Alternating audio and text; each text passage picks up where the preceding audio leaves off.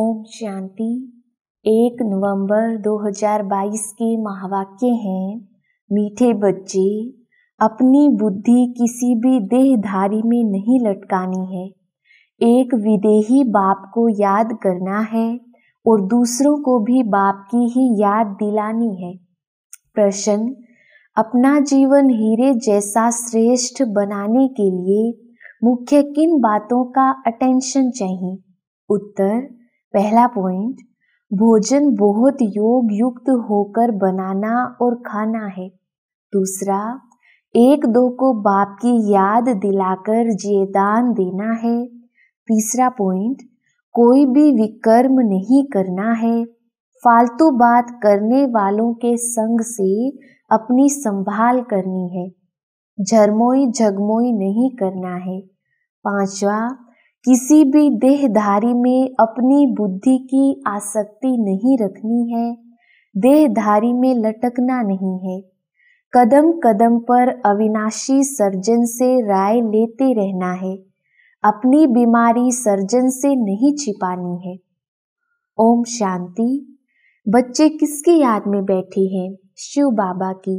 शिव बाबा को ही याद करना है और कोई भी देहधारी को याद नहीं करना है। तुम्हारे सामने यह देहधारी बैठा हुआ है, इनको भी याद नहीं करना है। तुमको याद सिर्फ एक विदेही को करना है जिसको अपनी देह नहीं है। यह मम्मा बाबा अथवा अनन्य सर्विसेबल जो बच्चे हैं वह सब सीखते हैं शिव बाबा द्वारा, तो याद भी शिव बाबा को ही करना है। भल कोई बच्चे जाकर किसको समझाते हैं तो भी बुद्धि में समझना है कि शिव बाबा ने इनको पढ़ाया है। बुद्धि में शिव बाबा की याद रहनी चाहिए, ना कि देहधारी की। अगर इस देहधारी को तुम याद करते हो तो यह कॉमन हो जाता है। बाप कहते हैं कभी भी देहधारी में लटकना नहीं है। तुमको याद एक को करना है जो सभी को सद्गति देने वाला है। अगर इस साकार को याद किया तो वह याद निष्फल है। जैसे लौकिक बाप को बच्चे याद करते हैं, उनसे कोई फायदा नहीं होता। कोई ब्राह्मणी को याद किया कि हमको फलानी ब्राह्मणी पढ़ावे तो निष्फल हुआ। कोई की भी याद नहीं रहनी चाहिए। हमको शिव बाबा पढ़ा रहे हैं, कल्याणकारी शिव बाबा है। देहधारी पर कभी बलिहार नहीं जाना होता है। यह बाबा भी तुमको कहते हैं मन मना भव। देहधारी को याद किया तो दुर्गति को पाएंगी। बाप जानते हैं कोई कोई की ब्राह्मणी के साथ बुद्धि जुट जाती है, यह रोंग है। देहधारी में आसक्ति नहीं होनी चाहिए। बाबा का फरमान है, मामेकम याद करो। सुबह को उठकर मुझे याद करो। देहधारी को लौकिक कहा जाएगा, उनको याद नहीं करना है। एक मुझ निराकार को ही याद करो। गायन भी एक का ही है, शिवाय नमः शिव है विदेही। वर्षा तुमको बाप से लेना है, यह देह भी उनकी नहीं है। बाप कहते हैं इस शरीर द्वारा मैं सिर्फ तुमको पढ़ाता हूँ, क्योंकि मुझे अपना शरीर नहीं है इसलिए इनका आधार लेता हूँ।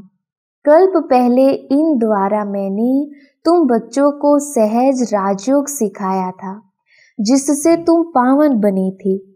मेरी सेवा ही यह है, पतितों को पावन बनाना। बाकी कृपा या आशीर्वाद मांगना फालतू है। ये बातें भक्ति मार्ग में चलती हैं, यहाँ नहीं है। ऐसे भी नहीं कोई बीमार हो जाए मैं ठीक कर दूं, ये मेरा धंधा नहीं है। पुकारते हैं हम पतितों को आकर पावन बनाए, दुर्गति से सद्गति में ले चलो। गाते हैं परंतु अर्थ नहीं जानते। भगत तो सारी दुनिया में है, वो सब किसको याद करते हैं? एक पतित पावन बाप को। सारी दुनिया के मनुष्य मात्र का वह लिबरेटर है, गाइड भी है। दुख से लिबरेट कर परम धाम में ले जाने वाला बाप ही है, तो बाप की श्रीमत पर चलना चाहिए। कदम कदम पर राय लेनी चाहिए कि इस हालत में क्या करें। सर्जन तो एक ही है। यह सर्जन के रहने और बोलने की जगह है। इस सर्जन जैसी मत कोई दे ना सके। बच्चों को टाइम वेस्ट नहीं करना चाहिए। दिन प्रतिदिन आयु कमती होती जाती है। विनाश सामने खड़ा है। गफलत की तो बहुत पछताना पड़ेगा। झरमोई झगमोई करने में टाइम गंवाने से तुम्हारा बहुत नुकसान होता है। तुमको औरों को बचाना है। मनुष्य तो एक दो को बाप से मिलाते नहीं और ही दूर करते हैं। इस समय सबकी उतरती कला है तो जरूर उल्टी मत देंगे। बच्चों को अब ज्ञान मिला है तो कोई भी विकर्म नहीं करना चाहिए, छिपाना नहीं चाहिए। ये तो तुम जानते हो, हम जन्म जन्मांतर पाप करते ही आए हैं। बाप का बनकर अगर पाप करते होंगे तो और क्या कहेंगे। ये कहते हैं हमको परमात्मा पढ़ाते हैं और खुद पाप करते रहते हैं।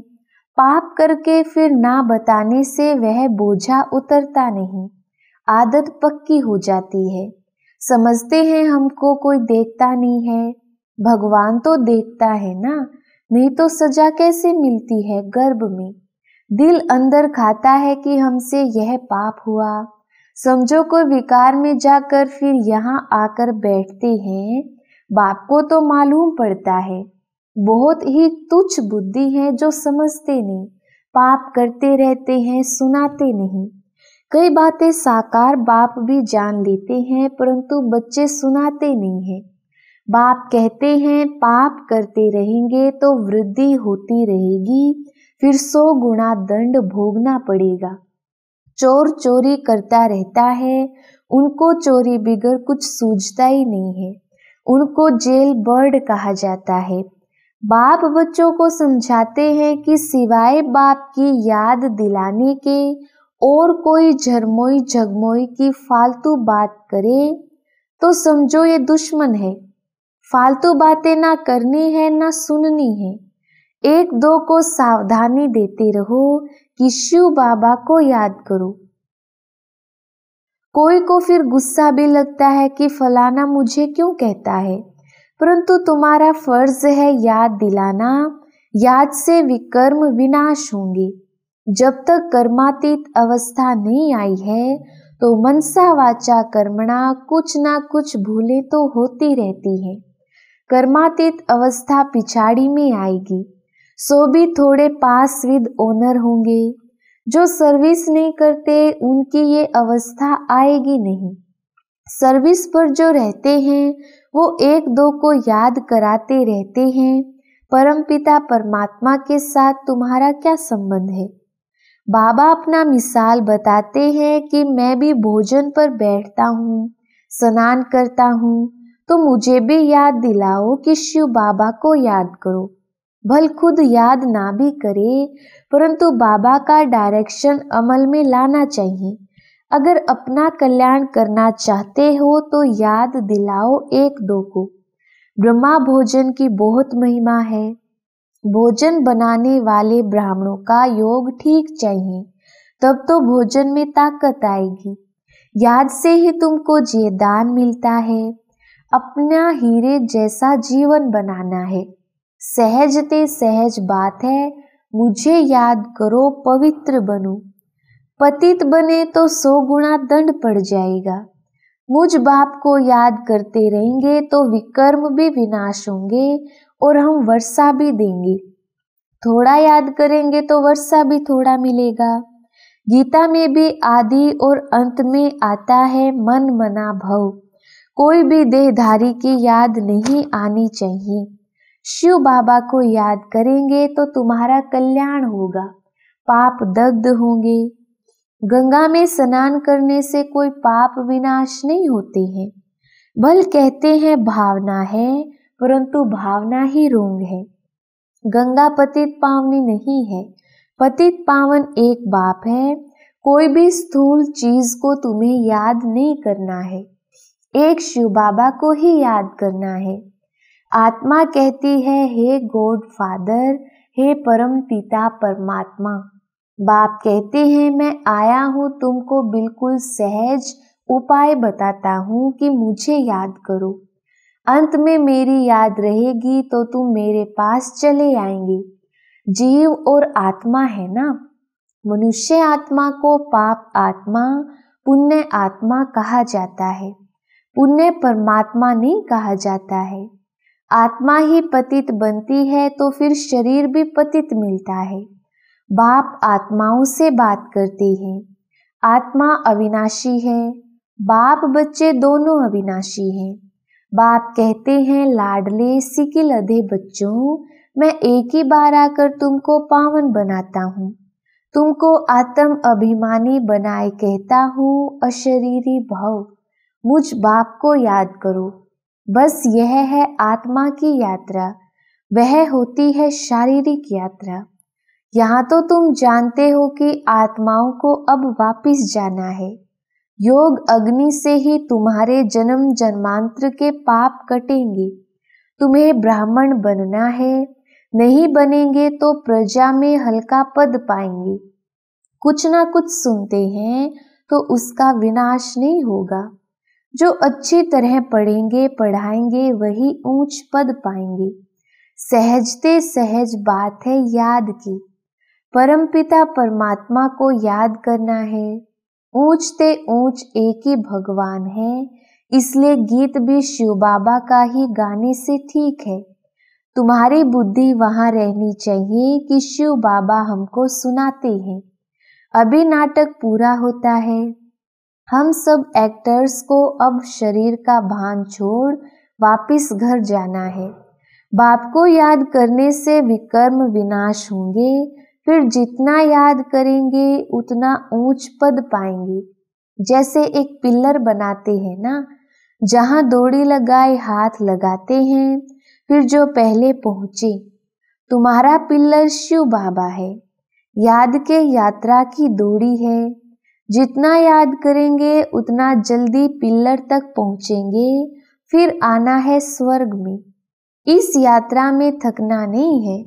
अब तो दुख धाम खत्म हुआ, हमको तो सुख धाम शांति धाम में जाना है। आज दुख धाम है, कल सुख धाम होगा। अब यही बाप की याद सबको दिलाओ। बाप ने हथेली पर बहिश्त लाया है। कहते हैं मामेकम याद करो तो बेड़ा पार हो जाएगा। टाइम वेस्ट मत करो। भक्ति में भी बहुत झरमोई झगमोई की। भक्ति में कितनी रड़ियां मारती हैं कि भगवान हमारी सद्गति करने आओ। अब बाप आए हैं, समझाते हैं बच्चे पवित्र बनो, भल युगल इकट्ठे रहो। देखो आग तो नहीं लगती है, आग लगी तो पद भ्रष्ट हो पड़ेगा। एक बार आग लगी तो फिर लगती ही रहेगी। इसलिए अपने को संभालना भी है। योग में रहने की बड़ी प्रैक्टिस चाहिए। योग में भल कितना भी आवाज हो, अर्थक्वेक हो, बॉम्ब गिरे, देखें क्या होता है। इन बातों से डरना नहीं है। ये तो जानते ही है कि रक्त की नदियां भारत में ही बहनी हैं। पार्टीशन में रक्त की नदियां बही ना, अर्जुन तो बहुत आफतें आनी है। तुमको देखना है मिरुआ मौत मलू का शिकार। तुम फरिश्ते बन रहे हो। जो अच्छे सर्विसेबल होंगे वही उस समय ठहर सकेंगे। इसमें बहुत मजबूती चाहिए। शिव बाबा को याद करना है। शिव बाबा जैसा मीठा बाप फिर कभी नहीं मिल सकता। उनकी ही मत पर चलना है। मुख्य बात ही है पवित्र बनने की। पतित उनको कहा जाता जो विकार में जाते हैं। देवताएं हैं ही संपूर्ण निर्विकारी। यहाँ तो सब है विकारी। वह है शिवालय, यह है वैश्यालय। अब विकारी से निर्विकारी बन स्वर्ग का राज्य भाग्य लेना है। बाप कहते हैं मैं पावन दुनिया स्थापन करने आया हूँ। तुमको मैं पावन दुनिया का मालिक बनाऊंगा। सिर्फ पवित्र बनने की मदद करो। सबको बाप का निमंत्रण दो। 5000 वर्ष पहले भी जब मैंने गीता सुनाई थी तो कहा था मामेकम याद करो तो पावन बनेंगे। चक्र को फिराएंगे तो चक्रवर्ती राजा रानी बनेंगे, हेल्थ वेल्थ और हैप्पीनेस मिलेगी। सत्युग में सब कुछ था ना। बाप कहते हैं मेरे को याद करो तो कभी 21 जन्म रोगी नहीं बनेंगे। स्वदर्शन चक्र फिराते रहेंगे तो तुम चक्रवर्ती राजा बनेंगे। मैं प्रतिज्ञा करता हूँ भगवानुवाच, बाबा सिर्फ अलफ और बे पढ़ाते हैं, मन मना भव और मध्याजी भव। बस पढ़ाई भी कितनी सहज है, बस दिल पर यह लिख दो। कोई विरले व्यापारी इस धंधे की युक्ति उस्ताद से लेते हैं, वह धंधे आदि भल करो, मना थोड़े ही है। अच्छा, मीठे मीठे सिकिलधे बच्चे जो खुद भी अलफ और बे को याद करते और दूसरों को भी याद दिलाते हैं, वही प्यारे लगते हैं। ऐसे बच्चों को माता पिता बाप दादा का याद प्यार और गुड मॉर्निंग। रूहानी बाप की रूहानी बच्चों को नमस्ते। हम रूहानी बच्चों की रूहानी बाप दादा को याद प्यार गुड मॉर्निंग और नमस्ते जी। धारणा के लिए मुख्य सार। पहला पॉइंट, याद की यात्रा में थकना नहीं है। एक दो को सावधान करते बाप की याद दिलानी है। अपना टाइम वेस्ट नहीं करना है, झरमोई झगमोई ना करना है, ना सुनना है। दूसरा पॉइंट, पास विद ऑनर होने के लिए मनसा वाचा कर्मणा कोई भी भूल नहीं करनी है। वरदान, दृढ़ संकल्प द्वारा असंभव को संभव कर सफलता का अनुभव करने वाले निश्चिंत विजयी भव। विस्तार, संगम युग को विशेष वरदान है असंभव को संभव करना। इसलिए कभी यह नहीं सोचो कि ये कैसे होगा, कैसे के बजाय सोचो कि ऐसे होगा। निश्चय रखकर चलो कि यह हुआ ही पड़ा है, सिर्फ प्रैक्टिकल में लाना है, रिपीट करना है। दृढ़ संकल्प को यूज करो। संकल्प में भी क्या, क्योंकि हलचल ना हो तो विजय निश्चित है ही। दृढ़ संकल्प यूज करना अर्थात सहज सफलता प्राप्त कर लेना। स्लोगन, सदा करन करावन हार बाप की स्मृति रहे तो भान और अभिमान समाप्त हो जाएगा। अच्छा, ओम शांति।